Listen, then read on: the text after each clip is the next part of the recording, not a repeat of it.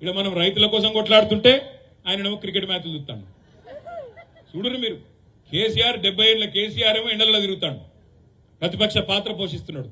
అసలు పని చేయాల్సిన ముఖ్యమంత్రి ఏమో నీళ్లు ఇచ్చే ముఖం లేదు, పైసలు ఇచ్చే ముఖం లేదు, రైతు బంద్ చేసే తెలివి లేదు, ఏ తెలివి లేదు. కానీ ఒకటి మాత్రం తెలుసు, తెల్లారులేస్తే బూతు మాట్లాడాలి, తెల్లారులేస్తే నోరు వారేసుకోవాలి, ఇష్టం వచ్చినట్టు ఒర్రాలి.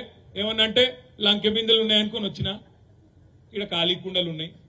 అయ్యా ముఖ్యమంత్రి గారు, లంకె బిందెల కోసం తిరిగేది గడ్డపారలు పట్టుకొని తటపారలు పట్టుకొని నెత్తి మీద బట్టగప్పుకొని దొంగరాత్రి తిరిగేటోళ్ళు దొంగలు. ముఖ్యమంత్రులు మంత్రులు ఆ పని చేయరు. ముఖ్యమంత్రులు చేయాల్సిన పని ఏంటంటే రాష్ట్రానికి ఆదాయం ఎట్లా తేవాలి, పెట్టుబడులు ఎట్లా తేవాలి, వచ్చిన పైసలను ఎట్లా సద్వినియోగం చేయాలి, ఉద్యోగాల కల్పన ఎట్లా చేయాలి, ఏ రకంగా ముందుకు పోవాలి ఆ ఆలోచన చేయాలి.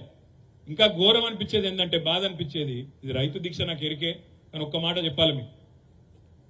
బాధ అనిపిస్తుంది ఎక్కడ అంటే, ఎవడన్నా మందికి పుట్టిన బిడ్డలు మా బిడ్డలు అని చెప్పుకుంటారే, మంది బిడ్డలు మా బిడ్డలు అని చెప్పుకుంటారు. వాడేమో కూడా నాకు అర్థం కాదు, సిగ్గుశరం లేదు. ఏం మాట్లాడతాడు రేవంత్ రెడ్డి? 30,000 ఉద్యోగాలు ఇచ్చినాడు ఈ మొగోడు. ఇప్పుడు పిల్లలు పుట్టాలనుకో, పెళ్లి చేసుకోవాలి, సంసారం చేయాలి, అప్పుడే కదా పిల్లలు పుట్టేది. అంటే ఉద్యోగం ఇవ్వాలనుకో, ఉద్యోగాలు ఇచ్చినా అని చెప్తున్నావు. మరి ఉద్యోగం ఇవ్వాలంటే ముందు నోటిఫికేషన్ ఇవ్వాలి, తర్వాత పరీక్ష పెట్టాలి. అటెన్కనే కదా నువ్వు కాల్ లెటర్లు కాగితాలు ఇచ్చేది. అవి ఏవి చేయలేదట రేవంత్ రెడ్డి గారు. కానీ ఉద్యోగాలు మాత్రం 30,000 ఇచ్చిండట. మందికి పుట్టిన బిడ్డలు మా బిడ్డలు అని చెప్పుకునే సిగ్గులేని వాళ్ళు ఆయనేమో కూడా నాకు అర్థం కాక తెలియకడతా. ఇట్లాంటి వాళ్ళు ఇవాళ మాట్లాడుతున్నాడు. 30,000 ఉద్యోగాలు ఇచ్చిండట. ఎక్కడికెళ్ళి ఇచ్చినావు 30,000 ఉద్యోగాలు? నోటిఫికేషన్లు ఇచ్చినావా? నువ్వు వచ్చినాక ఇచ్చిన నోటిఫికేషన్లు ఎన్ని? ఒకటి కూడా లేదు. ఒక గ్రూప్ అనేది ఇచ్చినట్టున్నాడు, అది కూడా 1000 ఉద్యోగాలు అనుకుంటా.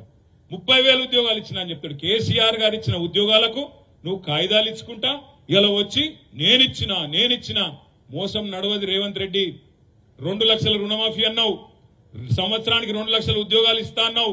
ఈ 30,000 తీసేసే 2 లక్షల ఉద్యోగాలు ఇయ్యాలే, లేకపోతే ఊకోము.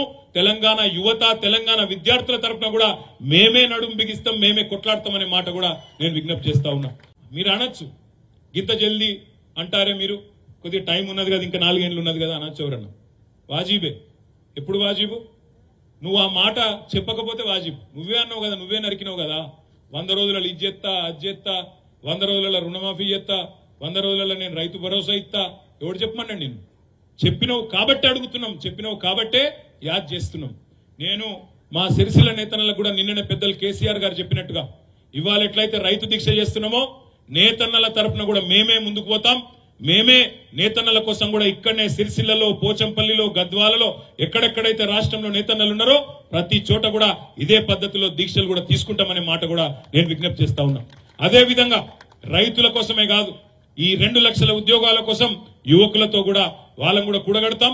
వాళ్ళ తరఫున కూడా మేమే పోరాడతాం ప్రధాన ప్రతిపక్షంగా.